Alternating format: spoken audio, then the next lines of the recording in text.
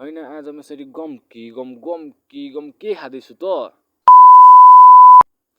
Hello and नमस्ते साथीहरू। आज चाहिँ टक्क पारेर म चाहिँ मामा घर धरान जाँदैछु नि त, किनभने हाम्रो गाउँको प्योर हो अर्ग्यानिक आँप र कटहर पुऱ्याइदिन मामा घरमा सबै मामा आन्टीहरूलाई है।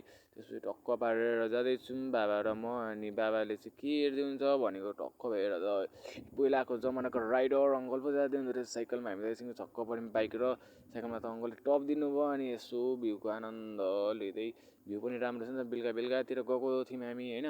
भ्यू हेर्दै आनन्द आएको थियो नि त, भ्यू हेर्दै जाँदाखेरि। अनि एकैछिनमा आन्टी घर पनि आइपुगेपछि आन्टीले चाहिँ hello guys welcome to new vlog भन्दै मलाई जिस्काउँदै हुन्थ्यो नि त। अनि के पकाउँदै हुन्छ आन्टी भनेको मासु पुलाउ भन्नुभयो। अनि एकैछिनमा आन्टीले पकाइसकाइ गरी दिनुभयो। अनि यता विशाल दा चाहिँ मजा खाँदै हुन्छ नि त। मैले भोको तालमा कतिवटा खाएछु थाहा पनि पाइनँ, भिडियो गर्छु भन्दै थिएँ, बिर्सिहालेँ मैले पनि गम कि गम खाएँ।